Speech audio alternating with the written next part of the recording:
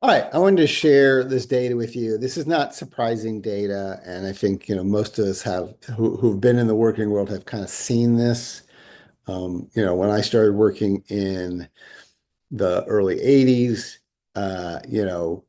it was very common that employers would provide a pension for uh, for their employees, right? And then I think in sort of the late '80s, early '90s, we started seeing lots of announcements that companies were not doing it anymore, or at least companies were making the decision to move away from pensions to 401ks, and which are all great, right?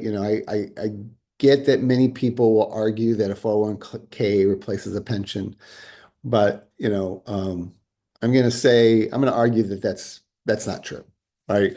I'm going to argue why it's not true, and I'll tell you why, right? So a pension gave you lifetime income when she retired, right?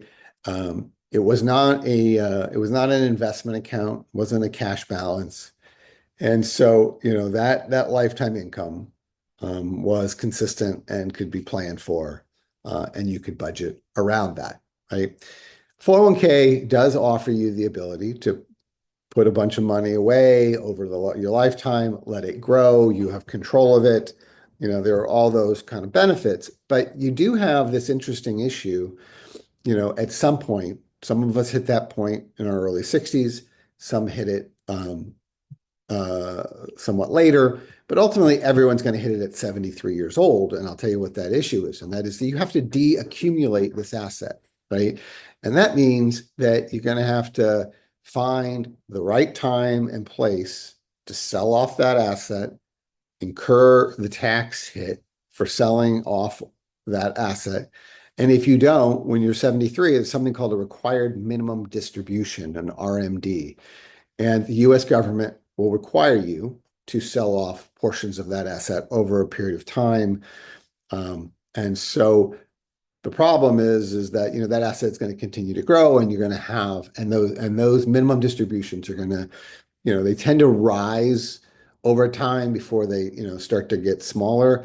So you can see a scenario where, particularly if you have more than 400 or $500,000 in a fund, you're now responsible for dealing with all the tax implications that come along with that, right? And so some of you may have to take very large distributions, and as a byproduct of that, in years that you shouldn't have to pay large taxes, you will, right? So that's something that's a little bit different. Whereas, the spread of a pension, it is what it is every year. You're not in this decumulation phase of your life. You can add that to Social Security and sort of, have a pretty decent life.